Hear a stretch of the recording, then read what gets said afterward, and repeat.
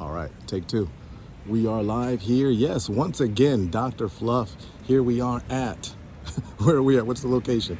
We are at Indian Hill Rocks, or Indian Rocks. So, question is, what do I do if I am feeling stuck in my career? Well, if you're feeling stuck in your actual career, this is always a tough thing. You definitely got to start to look for something that you're interested in.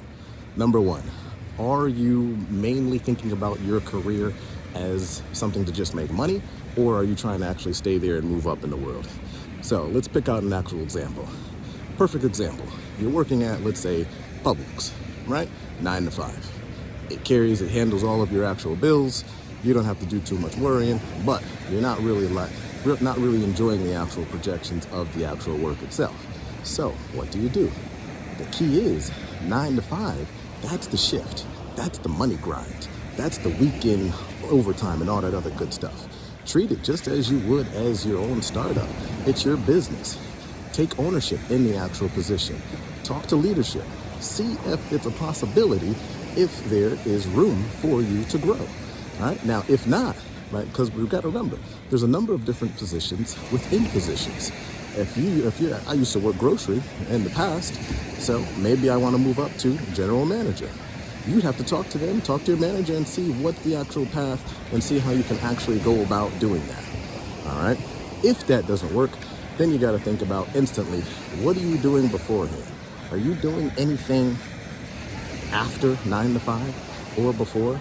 Are you doing anything after 5 o'clock? Are you taking any nighttime classes? Are you doing any online sessions at udemy.com or any YouTube tutorials or just learning in general? Almost washed out here as we got a lot of things going on in the background here. So you got to say to yourself, can I do any studying? For example, if I'm working at a grocery market, or it doesn't really matter at the job, and I want to get into IT, I know I can go to Udemy, I know I can go to Pluralsight, I know I can go to a number of different places, even YouTube tutorials or Teachable, and I can get a number of different programming technologies and languages under my belt. So what do? I get up early, 5 o'clock, 4 a.m., knock out the tutorials. Maybe I start working on HTML, working on small little websites, adding a little bit of CSS, then working in some JavaScript. Okay, I'm doing that. I'm grinding, doing that for 3-4 months, still maintaining the 9 to 5 job. Okay, so now I'm boosting my actual skill set, and then I can take that, maybe even build a small little site, mobile or responsive, and actually use that at the actual grocery market. Now, I can continue to do that, right? Or I can do a startup, or I can continue to add to that and work on the back end, maybe working on Node or Python, and a little bit of database, but all before work, all before the 9 to 5 shift.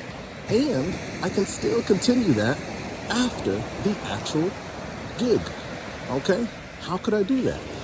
I started doing a little bit of front end in the actual morning, but I can also do that after the shift between 6 to 9. Okay? That's one way to actually boost your skill set while still being stuck in the current career that you actually are in. So it's a grind, and yes, it's going to be double time, triple time, in which you will need to actually do that extra work. It's going to be difficult.